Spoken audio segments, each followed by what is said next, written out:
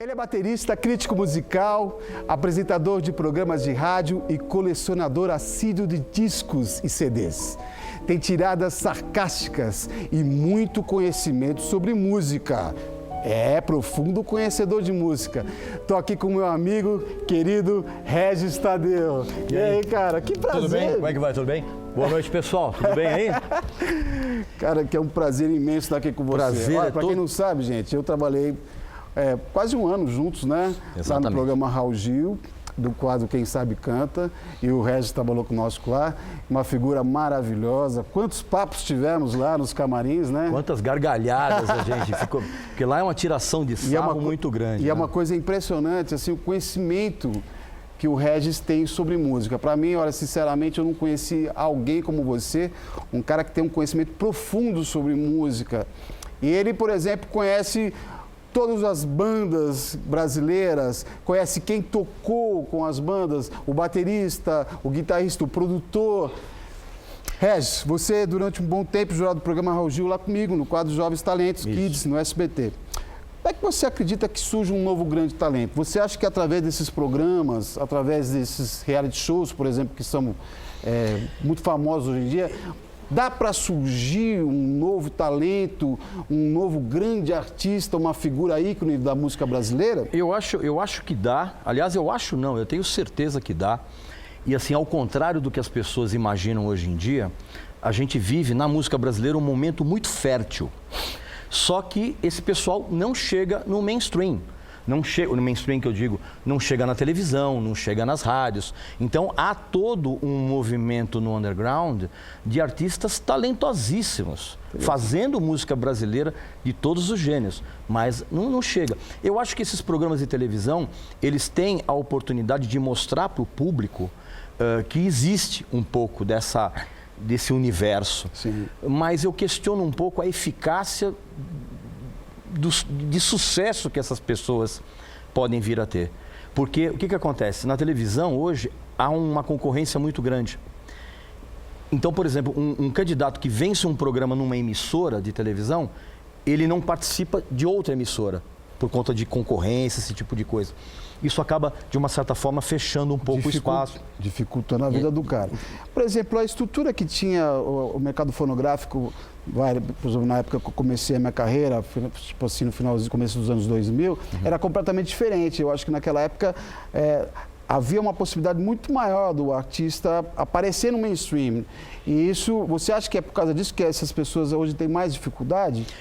Eu acho que o grande problema que aconteceu a partir da tua época, que foi no final dos anos 90, começo dos anos 2000, foi que de lá para cá, o Brasil inteiro sofreu um processo de emburrecimento coletivo. Assim, a quantidade de retardados que você tem hoje consumindo música, essa é uma coisa vergonhosa, as pessoas têm preguiça de ler. Então, grande parte do declínio da indústria fonográfica como fomentadora de talentos veio desse problema. Eu faço uma distinção muito grande entre música popular e música popularesca. E no passado, mesmo a música popularesca, tinham grandes nomes, que depois passaram a ser considerados como bregas. Por exemplo, o Odair José é um cara que sempre foi considerado brega e tem uma obra que precisa ser redescoberta. É verdade. Agora, quando você tem um público completamente retardado, que não consegue separar, não consegue diferenciar um asno de um extintor de incêndio, você fica à mercê de uma indústria que fica realimentando a burrice com músicas que você não precisa pensar. Agora tem uma coisa interessante, você falou das pessoas que têm talento, esses valores que não estão aparecendo no mainstream. A minha impressão que eu tenho em relação à música é que ela ficou meio, de uma certa forma, pasteurizada, uma música muito homogeneizada, uma música muito igual, é a mesma batida, a mesma harmonia, melodia. Quando se tem melodia na própria música, né? Uma coisa muito igual, onde você não consegue perceber qual artista é qual. A música sertaneja hoje, que é uma vergonha, você chega num determinado momento que você não consegue saber qual é a dupla que está cantando aquilo. Porque, inclusive, os acordes são os mesmos. O Caçulinha pode até comprovar que a sequência de acordes é praticamente a mesma. Sim. O discurso é o mesmo. Assim, as letras são muito rasas, que é para justamente esse público retardado não doer na hora de pensar. Então, o que acontece? Você pasteuriza completamente. E aí você pasteuriza também o método de trabalho. Então, bom, vamos fazer o seguinte, a nossa produção visitou a Trama, né, para saber mais sobre o mercado musical.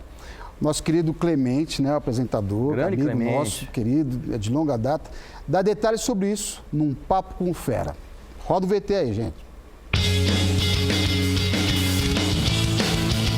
Hoje estou aqui no Estúdio Trama para descobrir como trilhar uma carreira de sucesso no mundo da música. E quem vai nos ensinar o caminho das pedras é ele, um dos maiores produtores do Brasil, João Marcelo Bosco.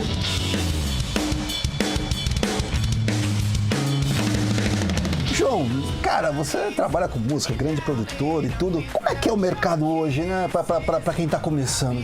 Claro que sempre foi difícil para quem está começando. Sim. Você tem lá um cara que fica e 99 que desaparece. Boa parte da receita dos artistas, você sabe disso, vem do show, chama show business, né?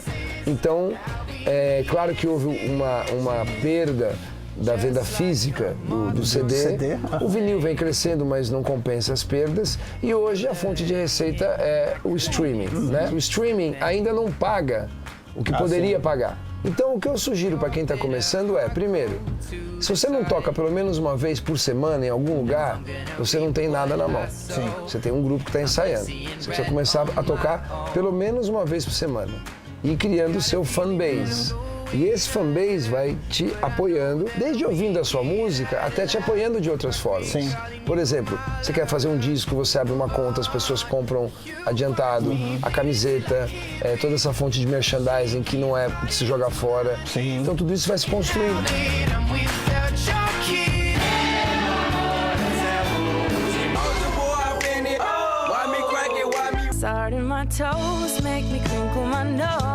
A grande vantagem de hoje é que você não tem a intermediação. Ah, sim. Então antes você e eu tínhamos uma banda, a gente tem 6, 7 portas para bater. Se a gente tomasse 6, 7 nãos, o negócio ficaria muito difícil. Hoje em dia não, qualquer pessoa publica e num laptop tem mais tecnologia do que os Beatles conheceram.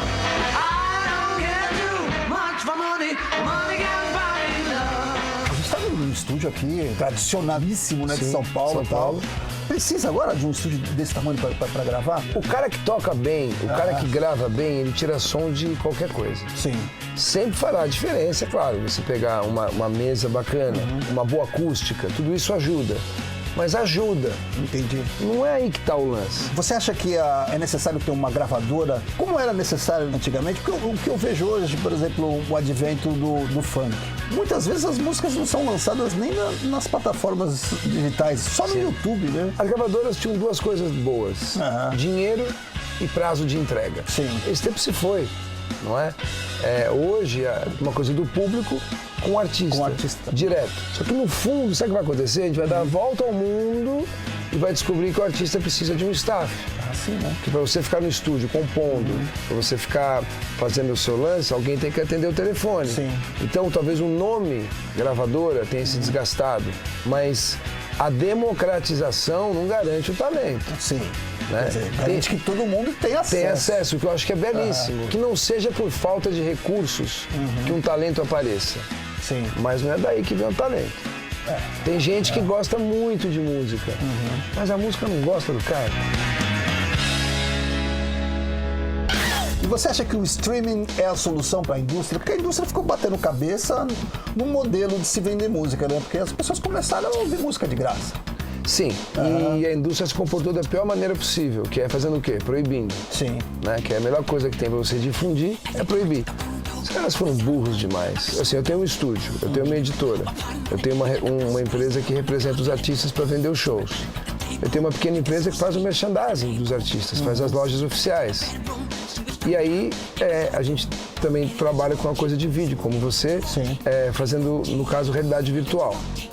Cara, por que as gravadoras pegaram o Michael Jackson, investiram $100 milhões e abriram mão de tudo, achando que iam viver só do disco? Tecnicamente é chamado de burrice.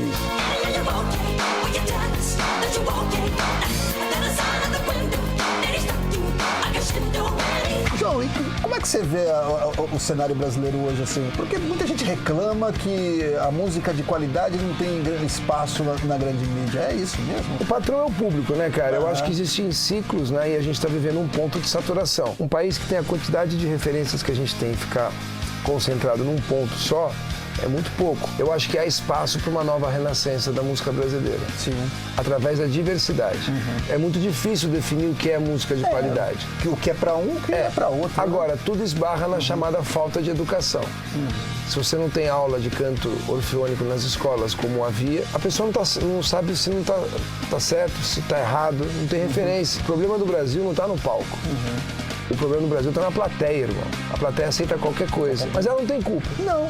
A criança e a plateia têm uma coisa em comum. Eles não sabem explicar, mas eles sabem sentir. Então eu acho que o que eu espero é que a aula de música nas escolas, pelo menos a aula de canto, que não custa nada, não tem nenhum instrumento, volte. Senão fica que nem a mim mesmo assistindo um jogo de beisebol. Eu acho interessante, eu gosto das roupas, eu vejo os caras batendo, mas eu não entendo exatamente o que está acontecendo. Né?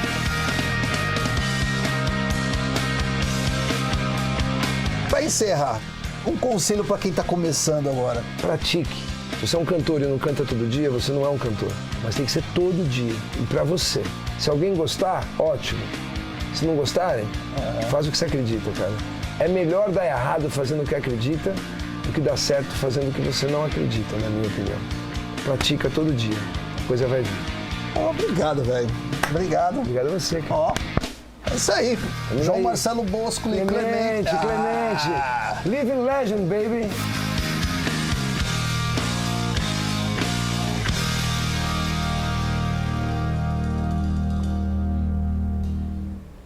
Ô Regis, o que você acha do streaming? Você vê que eles estavam falando do streaming. O que você acha da questão do streaming, da qualidade da música? Eu na verdade, eu não confio muito no streaming. Eu acho que alguma coisa que é ditada a você por algoritmos.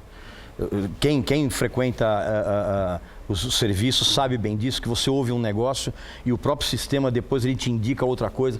Eu sou absolutamente contra esse tipo de... É uma loucura isso, né? É uma loucura e assim, eu defendo a tese que a qualidade de áudio desses streamings é muito inferior à gravação original. Sim, porque eles precisam estar muito comprimidos, né? Exatamente, você né? precisa de uma compressão e assim, quanto pior é a qualidade de som que as pessoas ouvem, menos o cérebro trabalha para identificar a qualidade de áudio. Então você começa a ouvir muita música ruim em termos de gravação e você acaba sendo retardado de sempre. Você sabe que é uma coisa interessante, né? Que eu vi um estudo em que, por exemplo, se o cara ele pega e escuta uma música de uma qualidade inferior, por exemplo, uma melodia que é pobre ou uma harmonia que é pobre, as conexões do neurônio ali vão sendo danificadas. Então o cara vai ficando mais burro nesse sentido, Exatamente. né? Por isso que hoje que grande parte das pessoas que consomem música popularesca no Brasil, você conversando com essas pessoas, você tem a impressão que a pessoa tem um alpiste no lugar do cérebro.